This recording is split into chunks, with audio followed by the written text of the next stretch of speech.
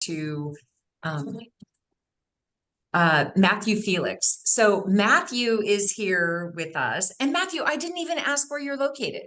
I'm in San Francisco. Oh, okay. There you go. You're in the same time zone. I'm in the same time So zone. Matthew is an author and a coach. He's written 4 books, and we always like to find out something fun about the speaker. So he's quite a bold traveler, and he has a great sense of humor. And we're really, really looking forward to this. You're also a podcast. You run a podcast for the Speakers Bureau, or not Speakers Bureau. What do you call it? So I used to do a podcast for the San Francisco Writers Conference. That was my most. Writers Conference. Yeah. So do you know I went to that conference? Oh, did you? When did you I go? many years ago. I Many don't years need ago. you Yeah. can't even time is weird right now when we're this old, right? But Yeah. Yes. but I have a book in me. I know it. And so we'll have Okay. to maybe talk. But so thank you so much for joining us, Matthew. And you all, I think it's going to be a fun topic. And we're going to talk about getting out of your head and into your transition. So much about your job transition is being in your head. And it plays tricks on us. So I'm very excited to hear what Matthew has to say. And Matthew, people will put questions in the chat, and we don't recommend open mic for various reasons. Yeah. Oh, No. okay. So go for it. It's now your floor. All right, it's my floor. Thank you so much, Christy, Tina, everyone, for joining us this morning. I'm really excited to be here and talk about one of my favorite topics, which is getting out of our heads, and in this case, into our transitions. And we're going to start right off with an exercise, if that's okay. And so I have 2 requests related to that. One is, if you could please just have a pen and paper handy. We're not going to do really involved exercises, but we are going to be writing some stuff down throughout the course of the next 30 to 40 minutes. And also, if you could please, just for the next 10 minutes, I know it might be really hard, but if you could please not only turn the sound off on your phone, but maybe turn it over. Because if you're going to be looking at your phone, if texts are coming in just for the next 10 minutes, there's no point in doing this exercise. We're going to go into a sort of a meditation. It's a little more than that. But so if you could please flip your phones over. You don't have to do the exercise if you don't want to do the exercise, but if you want to, that would really help. So without further ado, let's just go ahead and let's get comfortable in our chairs. And so whatever you need to do, just kind of maybe adjust. You've already been sitting for a little while. Maybe roll your head around a little bit, get some of the tension out of your neck. Maybe put your shoulders back and just get comfortable. Now, as you're doing this, I want you to start taking just some slow, deep breaths in and out your nostrils, all the way down to your lower belly. Don't just stop at your upper lungs, which is what we often do, especially when we're not aware of it or when we're stressed. But just feel that breath go all the way down to your lower belly and just relax those muscles. Relax your diaphragm, relax the muscles in your lower belly. And just like a bagpipe or a balloon, just let it naturally expand as that air comes in your nostrils, down through your windpipe, through your lungs, and into your lower belly. And just do that a couple times. Again, in and out, slow, deep breaths in and out your nostrils. And now, as you're doing that, I'd like to invite you to close your eyes. And if you're not comfortable closing your eyes, just really, lower your eyelids to the point that you're comfortable. But ideally, you would close your eyes. And after you've done that, go ahead and soften your eyes. And what do I mean by that? Well, I mean, just become aware of the muscles around your eyes. Even if they're closed, there can still be a lot of tension, right? We spend so much of the day focused on the screens, focused on documents, our brows furrowed as we're concentrating. So just bring your awareness to the muscles around your eyes and just soften your eyes, soften those muscles. And then move your attention down to your tongue. And just soften your tongue. Just relax your tongue. Make sure your tongue is not pressed up against your upper palate, against the roof of your mouth. Just let it relax and fall wherever it might. And now, as you continue to take slow, deep breaths, I'd like to invite you to just become aware of the connection, of the contact between your buttocks and your chair. Just be aware of that connection. And then slowly move that awareness down through your legs, your upper legs, your thighs, down into your Achilles, through your Achilles and into your feet, and feel that connection with the floor. And then finally, I'd like to invite you to just imagine a cord going from the center of your head, down through your neck, through your chest, through your abdomen, coming out the base of your spine and going into the earth. Down, down, down, all the way to the center of the earth. And just imagine it latching on to the center of the earth and grounding you to the center of the earth. And then if there's any thoughts, any concerns, any stress maybe remaining in your body, just let it all go down that cord and just let it dissolve into the center of the earth. And now what I'd like to ask you to do is think of a problem. Think of something you need to figure out. And this might be related to your transition. It might be related to work you need to get done today or this month, something you're struggling with. You really need to figure it out. Or maybe it doesn't have anything to do with work. Maybe it's where you're going on your next vacation. Or maybe you've gotten off track with some New Year's resolutions. We're 2 months into the year and you want to get back to that. There's no right or wrong answer. Just think of something you've been struggling with and need to figure out. And go ahead and figure it out. Think about how you can solve this problem. Weigh the pros and cons. Come up with a strategy. Think about the challenges and how you might overcome them.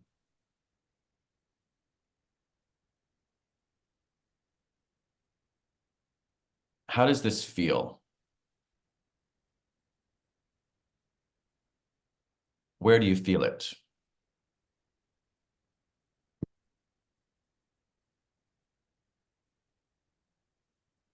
Okay, and as you continue to take slow, deep breaths, again, in and out your nose, all the way down to your lower belly, and then back up and out again. Do that a couple more times. Just take a couple more deep, slow breaths.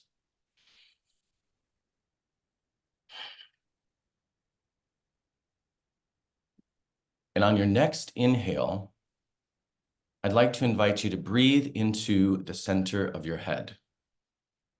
And just let yourself be there. Just be in the center of your head. Relish that spaciousness. And if thoughts start to arise, you're still weighing pros and cons and strategizing, or you're thinking about what you need to do later today, that's okay. Welcome those thoughts and then let them go. They're going to be there after this exercise, don't worry. And just redirect your attention to the center of your head and just let yourself be there.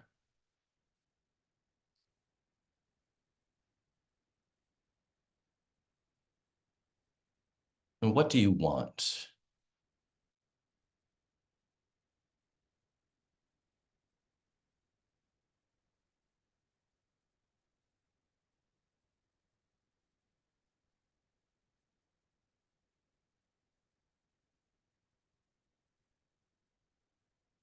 And now go ahead and take a couple more deep breaths again through the nose, all the way down to your lower belly.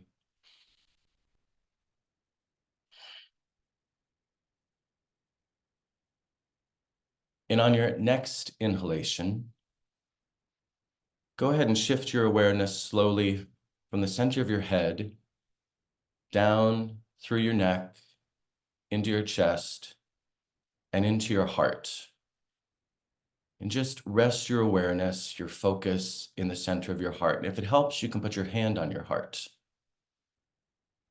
But just let yourself be in the center of your heart. And just take a deep breath into the center of the heart and just, again, just be there.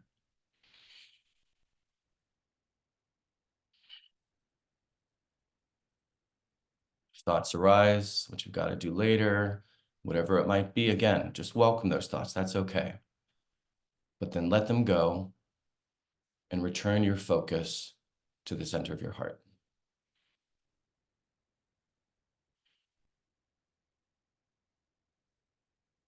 What do you really, really want?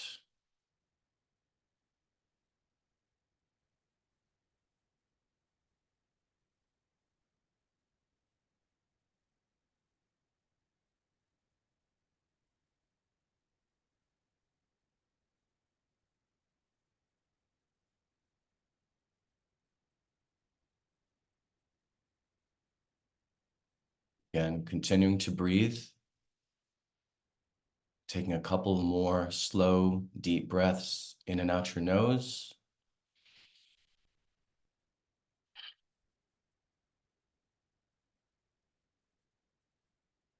On your next inhale, I invite you to shift your awareness from the center of your heart, slowly down through your abdomen into your lower belly. And again, if it helps, you can put your hand on your lower belly and just take a long, slow, deep breath into your belly and just feel the diaphragm and the muscles in your lower belly. Just let them naturally expand and feel the air just fill your lower belly. And as it does, shift your awareness there and just focus on and be in your lower belly. Just be there.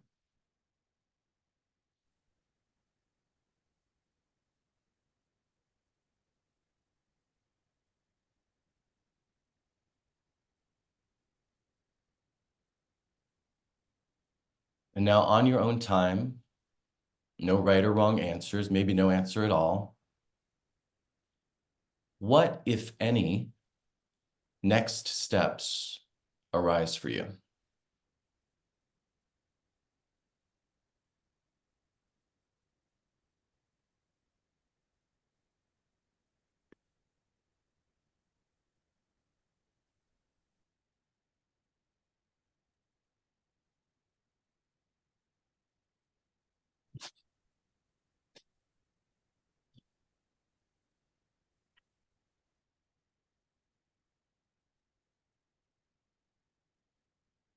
Okay, now again, on your own time, no rush.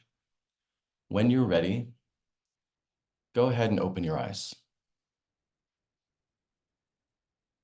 And take a moment to write down anything that might have come up for you during that exercise.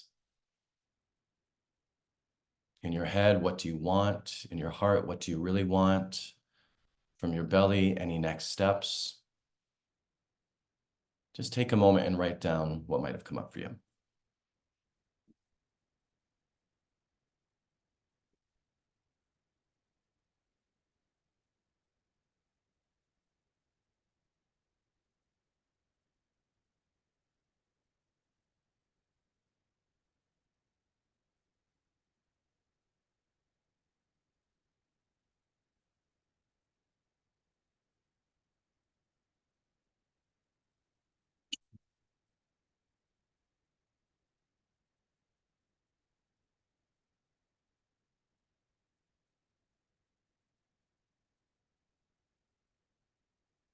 Okay, I'm seeing more eyes looking at me than not.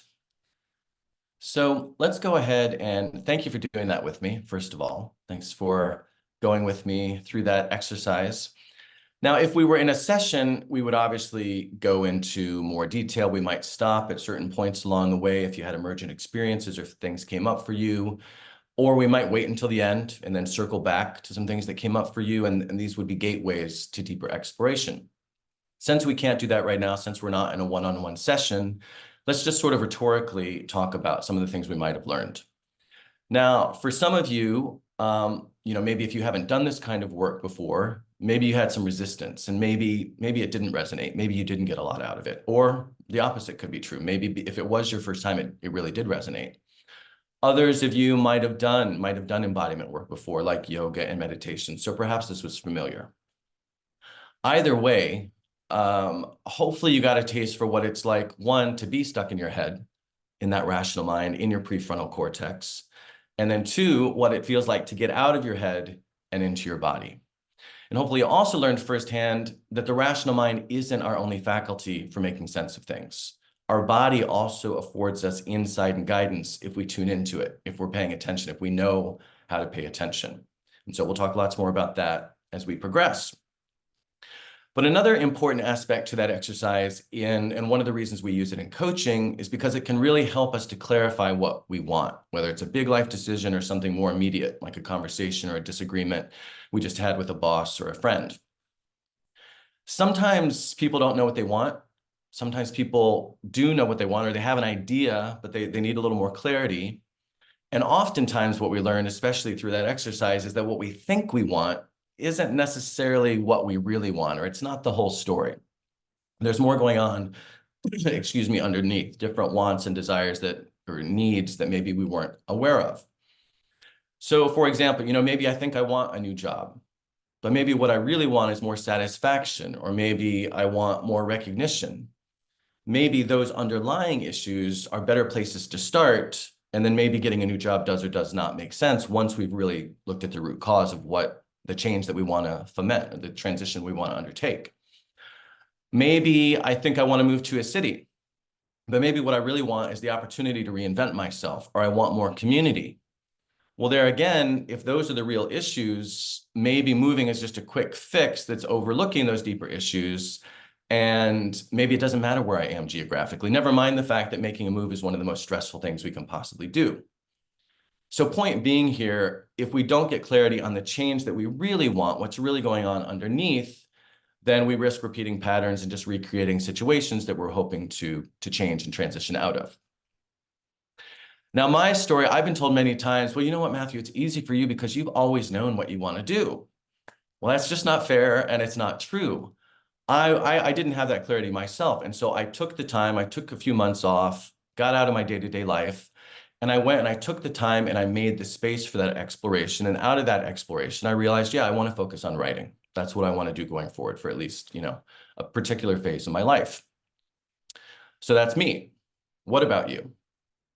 Have you made a serious effort to explore and clarify what you really want as you undertake this next transition? And I understand for some of you, might be a new job, might be changing careers, might be going into retirement, but whatever it is, are you on autopilot, doing what you've always done, taking for granted your next step without honestly questioning whether it's one aligned with what's going to give you the most satisfaction and fulfillment? So many times I have friends and clients who they're getting out of a job and they're ready for a change.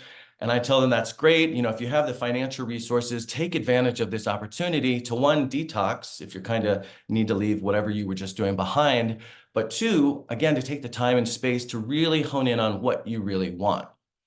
And usually what they say is, you're right, I'm going to do that. I can do that. I've got some money set aside. I'm going to do that, but I'm just going to stay on LinkedIn just to make sure. And I'm going to do a few lunches here and there so that I'm keeping my my hand on the pulse of what's going on out there. And then guess what? A new opportunity pops up. They did want to think about their change, but this job's too good to be true. And they jump into it. Well, that can be great. We all have to pay the bills, or most of us have to pay the bills. But if they were really hoping to really evaluate what they want and really make a definitive change, they might have missed out on an opportunity. It's not always obvious what we want. Sometimes it takes, real internal exploration. The exercise that we just did can help with that. Getting out of our heads and into our bodies can help with that. Now, for the record, lest you think I'm not a fan of the rational mind, I think the rational mind is a beautiful thing. If I want to design a building or allocate resources or do a budget or design a semiconductor, I'm going to hopefully use my rational mind. There is a time and a place for rational thinking. I am not proposing we shouldn't think things through. In fact, I wish that more people would. I'm just saying that sometimes we take a rational approach when it's not necessarily the best one to take. We try to use a hammer to turn a screw. And this can be true, especially with major life decisions, right? We can overthink, we can get consumed by the pros and the cons and end up in just, analysis paralysis, which I think is familiar to a lot of us. And we can get consumed also by the mental chatter. So let's talk a little bit about that mental chatter, those voices in our heads that have so much to say, whether or not we want to listen. So when I asked you to do the exercise, I asked you to do a few things, but two of them were to soften your eyes and to soften your tongue. And while part of the reason for asking you to do those things was just to help with overall relaxation, especially with the tongue, it was to help stop the chatter. And how does having a tense tongue facilitate the chatter? Well, if the tongue is up against the roof of the mouth, and it's tense, we're sending a message to our nervous system that we need to be in an aroused state, a state of nervous system arousal. We're sending that message to the sympathetic nervous system. And so then conversely, when we relax the tongue, it helps send the message that, no, actually, we don't need to be in a flight or flight-like state. We can be more in a rest and digest one. We can engage the parasympathetic nervous system. And just relaxing the tongue is just one way that we can help send that message.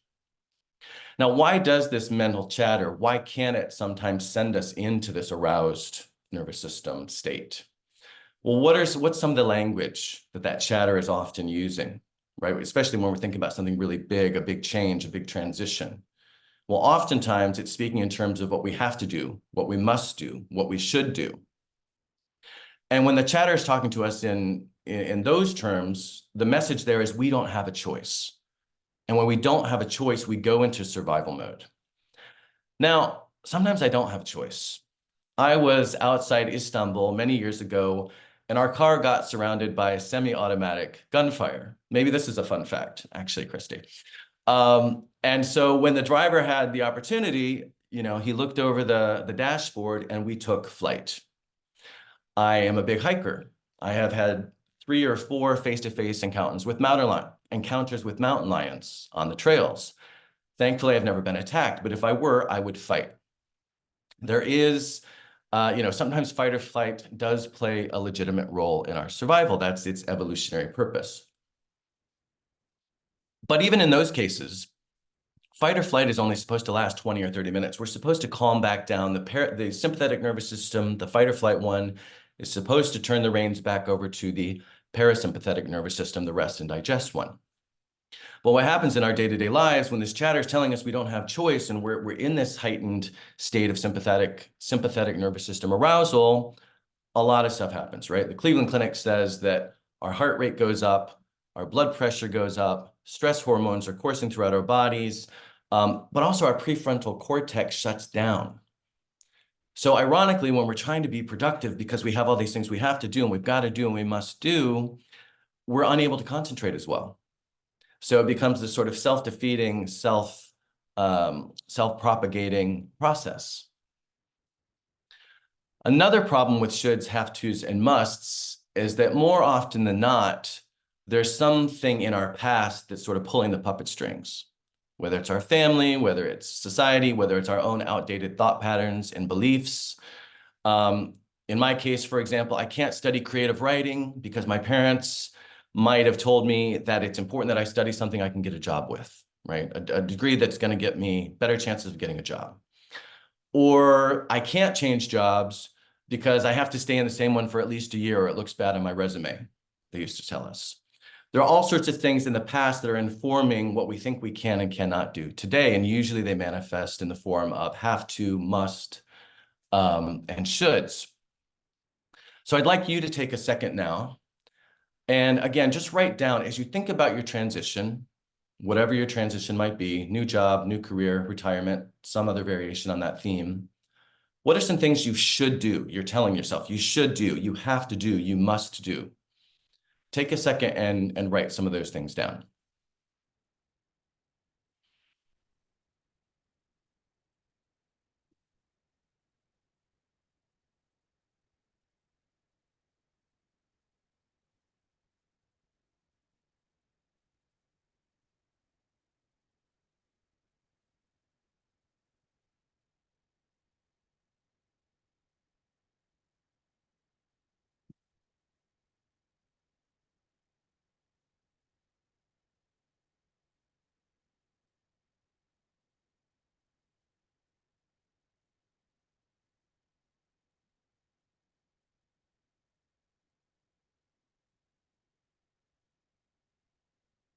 Okay, I see most of the eyes again looking my way. So thanks for doing that. Now, so those are have tos, musts, and shoulds. Let's talk about what ifs, because the same is true for what ifs. The difference is that whereas shoulds, have tos, and must often take us back to the past, what ifs catapult us into this imaginary future. Because we've been socialized to try to make sense of everything, again, to be in our heads, We even try to make sense of things when we don't have the information we need. We try to rationalize the unknown, right? What if this, what if, what if, what if? And sometimes, of course, we have to think in those terms to some degree. But again, the point is a lot of times, especially with big life decisions and transitions, there's an infinite number of what ifs. And so again, we find ourselves in analysis paralysis. What if I ask for a raise and they say no? What if I change jobs and I hate my new boss or I hate my new job? Or the new company? What if I go out on my own and I start my own business and I fail? What if I think I'm ready for retirement? I've talked to my financial planner, but what if I'm really not ready? And what if I don't have enough money to last to the end of my days? What if, what if, what if, what if? These what ifs, again, then can stop us from making the change and making the transitions in ways that are as fulfilling and satisfying as we might want them to be. So again, take a moment, and what are some of the what ifs? Just ask yourself and write down, what are some of the what ifs that come up for you when you're thinking about whatever your particular transition might be? What are some of the what ifs that come up and kind of hold you back? Take a moment and write some of those down.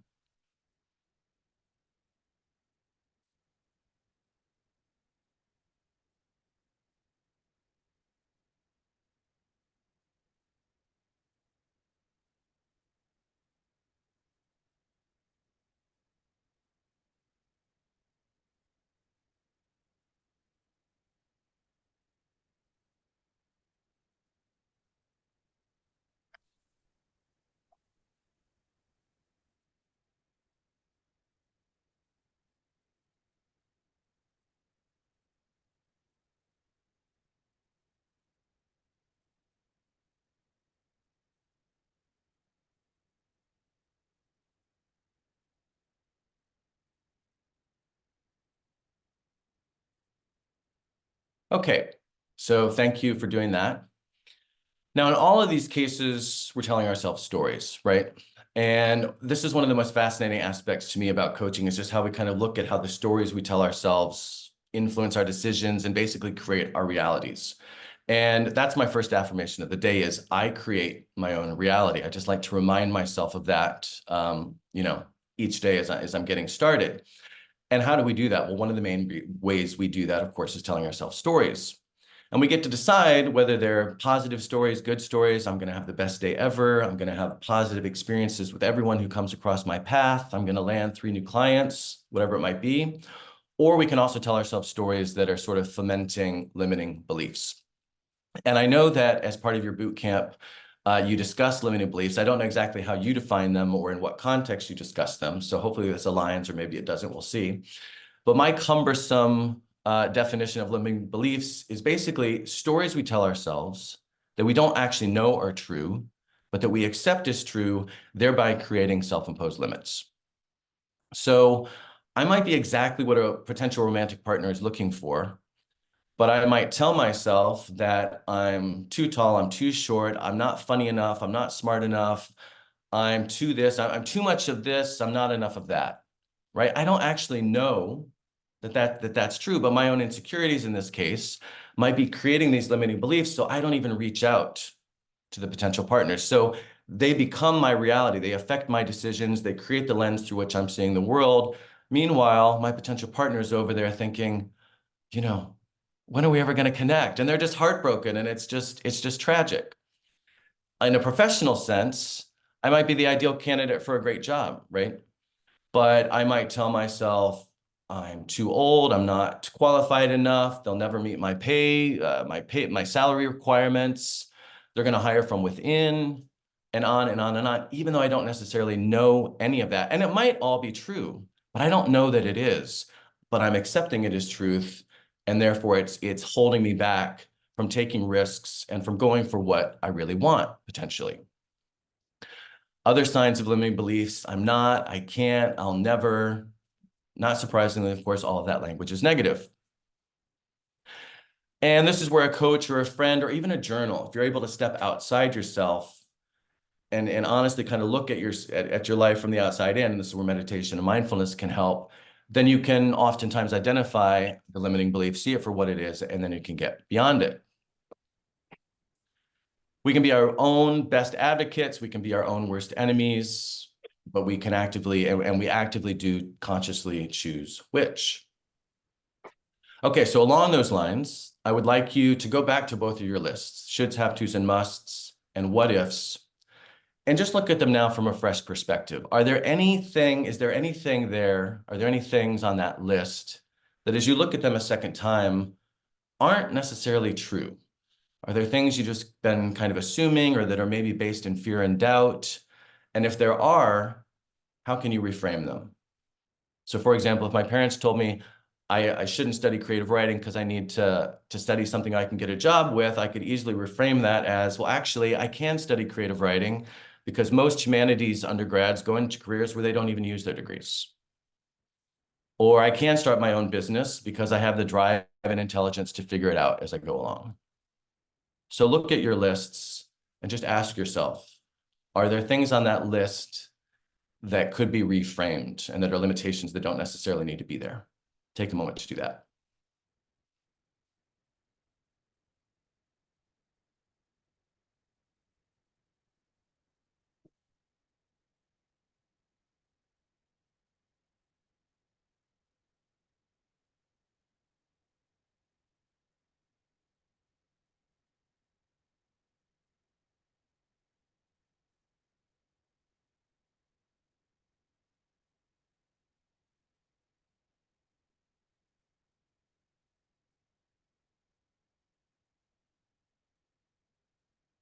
Okay, and you can continue doing that if that's helpful once we're off the call.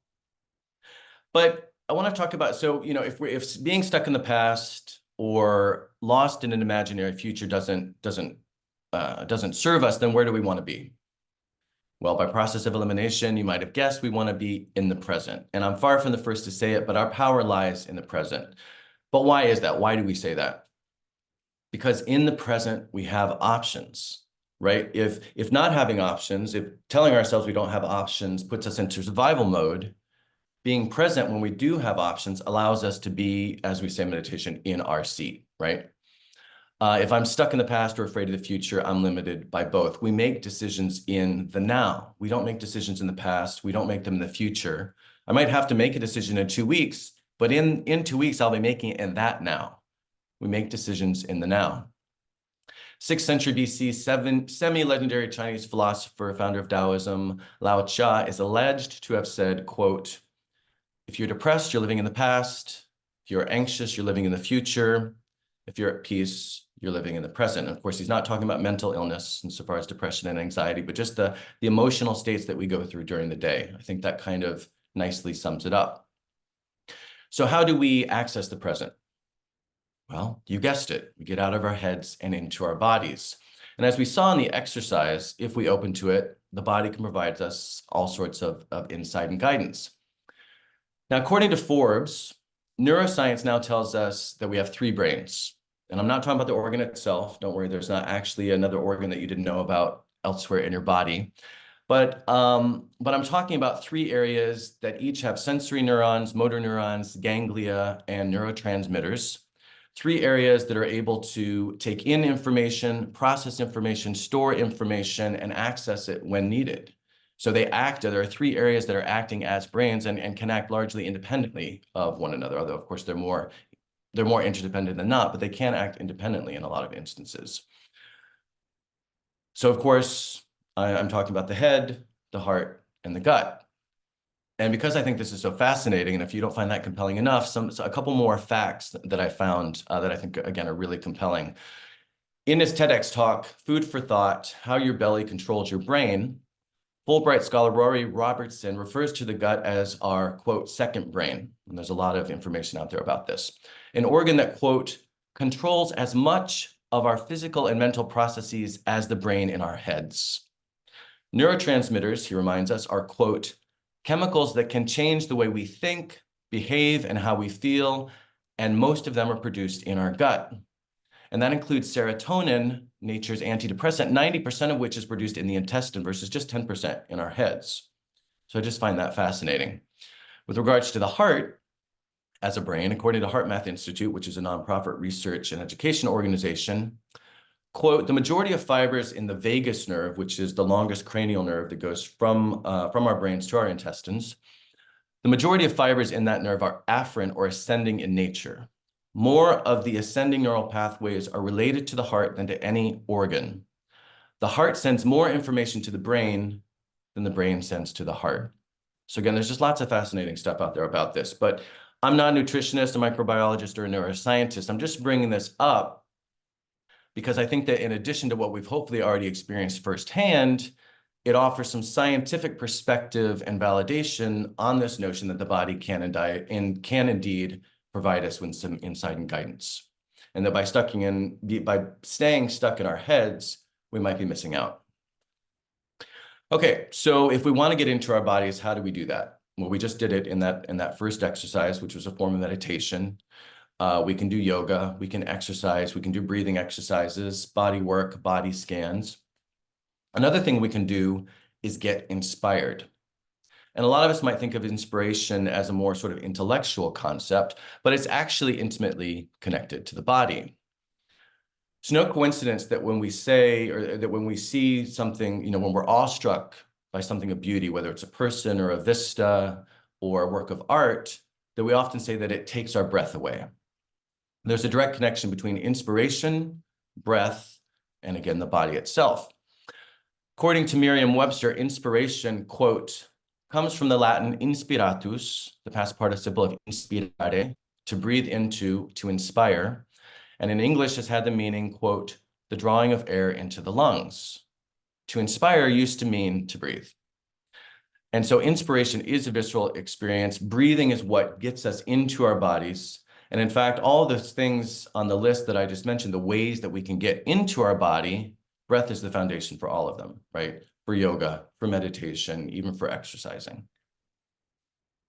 Now, another benefit of getting into our bodies, and this is one that's probably often overlooked, is accessing our intuition.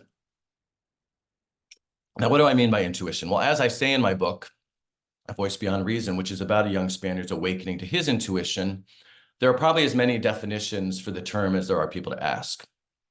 Returning, however, to our friends at Merriam-Webster, they define it as, quote, to look at in Latin, anything from knowing or sensing without the use of reason to other concepts such as idea, instinct, sixth sense, and on and on. So for the sake of our conversation right now, let's go with that first definition, knowing or sensing without the use of reason.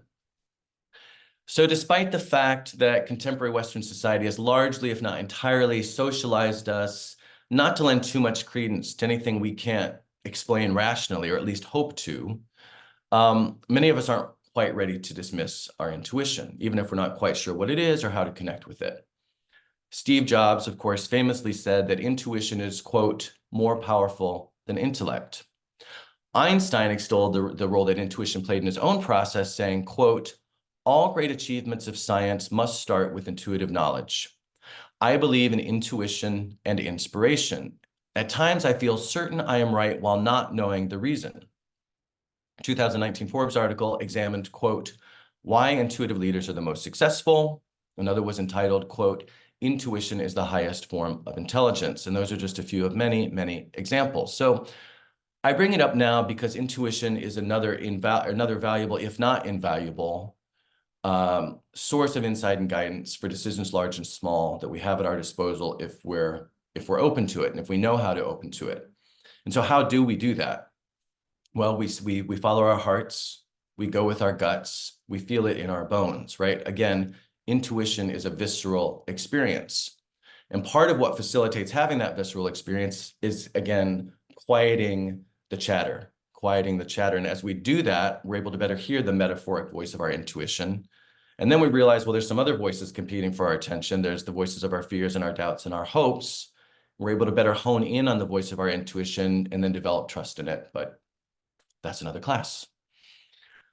Okay, another reason I bring up intuition is because tapping into it often entails stepping into the unknown. In the Einstein quote that I just read, he said, quote, at times I feel certain I am right while not knowing the reason. My heart's telling me to be a writer, but it's not telling me how I'm going to pay the bills. I don't know how I could pull that off. Am I crazy to even try? In my bones, I know I should not go to work for that company, even though the interview process has been great and I really like the people I would work for. I don't know why I should ignore those simple facts. Is my mind just messing with me? Oftentimes, our intuition urges us to do things in the moment that don't make sense until after the fact. It invites us again to step into the unknown. That can be really daunting, right? Which is why so many of us resist it. It's why so many of us never make the change or the transitions or fully make them, for which we so long. We cling to a rational approach to change. It gives us a false sense of control. Now, of course, in business, a lot of this we do need to do. We do need to assess and mitigate risks and manage expectations and close issues and make contingency plans. So some of this is contextual, but trusting a feeling in my gut when I don't know how or when or if it's actually going to work out can be really uncomfortable. It can lead us to question our sanity. You know, why am I feeling so strongly that I have to do this when it doesn't make sense? I just know I'm supposed to do it. How many of us, I suspect that most, if not all of us on this call, have been in that situation. But I wonder how many of us listened to that voice and are glad that we did, even though it didn't make sense at the time. And then I also wonder how many felt that, oh, I should do this, even though it doesn't make sense. I just know it in my bones. I feel it in my heart. And then we didn't do it and we regretted it. Here again, we might be limiting ourselves. We might be denying ourselves the opportunity to get out of our transitions more than we could have possibly foreseen. Maybe your gut is telling you to take that job in Europe, but you've never even been overseas. You do it anyway, and your whole worldview expands. Maybe in your bones, there's something you've always wanted to do, and you know it's time, even though you don't have the slightest clue where to begin. But as soon as you open that first door, countless others open. So the flip side of trusting your intuition and stepping into the unknown is that while it can be truly daunting, it can also be really exciting. Because the unknown is just another name for possibility. And so as part of your transition and the degree to which it's transformative and satisfying and fulfilling, it might entail stepping into the unknown. And from my own personal experience, I can tell you that if your gut, your heart, your bones if they have something to say, it's probably worth listening. Just make sure you're not spending too much time up in your head so that you're in the body to get the message. Thank you very much. Those are just some thoughts on how getting out of your head and into your body might help with your transitions. And I see that there are some comments in the comments, but I'm also happy to take some questions if there are any. And if they're not, then I'll just say thank you very much for having me and best of luck with your transitions. Wow, that was really amazing. Thank you so much for all those tips. I'm really excited to try to clear the clutter out and Clear the clutter and focus. So thank you. While we have Matthew, anyone want to type in a question in the chat or want to unmute yourself and oh, we have a couple of raised hands. Dan. Hi, Matthew. Hi, Dan. Thanks for your presentation. I start a brand new job on Monday. And so it's services to the security industry, which I'm very familiar with the security industry, but what they do is training programs and certifications. And so that's a new area for me. And I'm trying not to make assumptions of myself. Because a lot of what you said, you know, about you're not qualified and on down the list, those are assumptions, right? Right. You have to look at your past experience and go, hey, you were successful with all kinds of new technology. Why can't you learn this and move forward and be positive, right? Right. And they probably wouldn't have hired you if they didn't feel pretty confident that you can.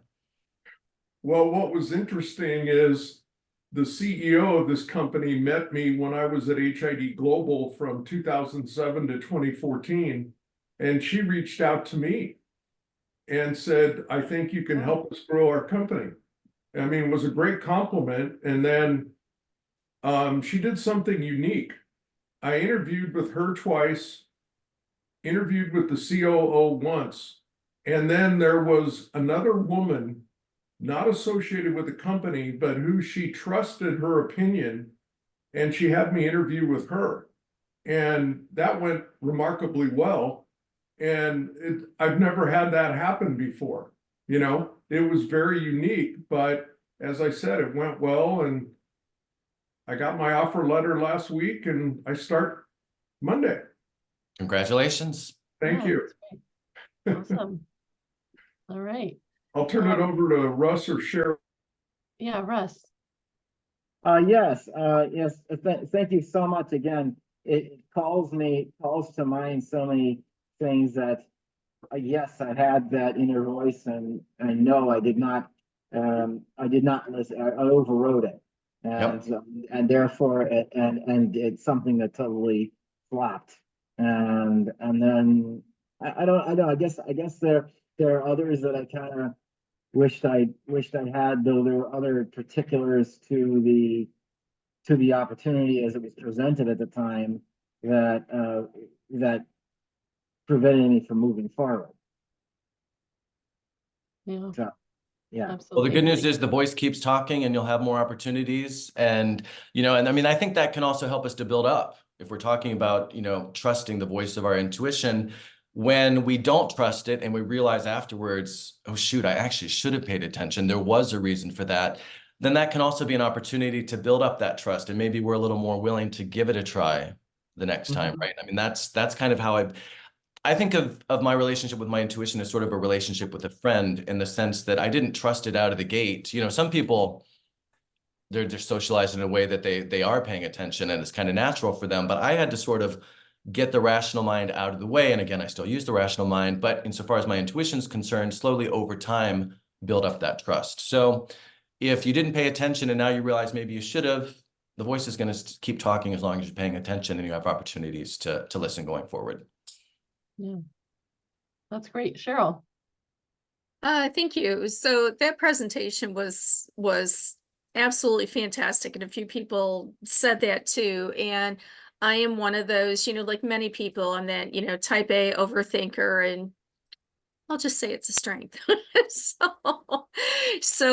But having a concussion and some additional things don't work well with that type of personality. That being said, I was trying to take notes as you were talking, and I found a lot of value in this. Which of your books kind of speaks to this, that we can, because I don't think I can call you every day, but which one of your books? Well, you can sign up for coaching sessions. You can go to lifecoachmatthew.com for a free discovery chat to see. Any of you, of course, can do that. The book that most speaks to this is the one that I haven't published yet, that I am starting to query. But I will say that my novel, A Voice Beyond Reason, it's fiction, obviously, it's a novel, but that really charts, I basically sort of patterned that, his journey of waking up to his intuition, learning to trust it, learning to distinguish the voices of his hopes and his fears from the voice of his intuition. All of that process of awakening and learning to engage with and trust and feel it in the body. That's basically what my novel's about. So it's not a nonfiction sort of how-to sort of thing, but it is nonetheless modeled on that. And then my other book that I haven't published yet, that I'm starting to query, is about my relationship with my inner voice. And it is, it's still not self-help, it's a memoir, but it's a lot more specific about some of the stuff we were talking about today. And thank you for asking also. Sure. Maybe PRG can put those links in the chat on how to get a hold of you and all that. That'd be great. Thank you. Thank you. Yeah, Grace. So for me, intuition has been something that I've gone back and forth on. I think the idea of trusting your intuition has been a bit of like a controversy for me, because there's been times where I did follow my intuition and I felt like it was wrong. And so how do you how do you trust your intuition when, given everything that you said, like it does tell you like how your body's feeling, and that will give you good insight, but I don't know, how do you just trust it when you know that like you have gone with it and were wronged by it or disappointed by it? Well, that's probably a bigger conversation. So in the sake of brevity, I would just say, I mean, I would kind of question how wrong it was or wasn't. And for me, the issue, at least just from my experience, is less about my intuition necessarily being wrong or right, and more about, was what I was listening to really my intuition, or was it my hopes and fears that I was kind of mistaking for the voice of my intuition? I'm not saying you did that, because I wasn't obviously in the situation, but since I can only speak to my experience, because it is a sort of, again, visceral experience, usually that's what I found is, oh, I really wanted that to happen, or I was afraid, so I wasn't actually as connected or wholly connected to that sort of inner voice. I got distracted by the other voices. So I don't know. I would have to think about that, so far as, does intuition really lead us astray? I'm not sure that I have a more direct answer to that one. Okay. Still like very helpful, Okay. and I like the exercise a lot, Thanks. so. I'm glad. Absolutely. And I see Susan Violante is here. Thank you so much, Susan, for introducing us to Matthew. Wouldn't be here if it weren't for Susan. Hello, Susan. I don't see you, but I'm glad to know that you're there. I'm here. I just There had she is. some There she technical is. difficulties, but I've been working with Matt for a long time, and Long time. starting your day with meditation is like perfect. Yeah, absolutely love that. This was great. So Yeah. any last questions before we wrap up our talk today? Tina, it's Alan. I have a question for Matthew. So Matthew, this is related to the job process, and there's a lot of discussion right now about EQ and IQ in the workforce and being able to demonstrate that at a senior level. While you were talking, I thought this was a brilliant conversation, by the way. And I did look to see where intuition falls in terms of that, and it's definitely in the EQ spectrum. And so how would we demonstrate the ability to use intuition in our stories with potential in an interviewing process, or a candidate, as we're interviewing with somebody? How would we demonstrate that we've got strong EQ skills related to intuition? That's a really good question. I don't know that you could demonstrate it necessarily in the moment, but you could probably share situations from your past, from past experiences, where maybe you were in a tricky situation, a tricky professional situation, you didn't have the information that you needed, but you could share that experience of getting embodied, getting into a place where you just felt that really clear signal that this is what I've got to do, and that you trusted it, and that it proved to be very worthy of your trust, and that you made the right decision consequently, and that is sort of a tool that you have in your toolbox.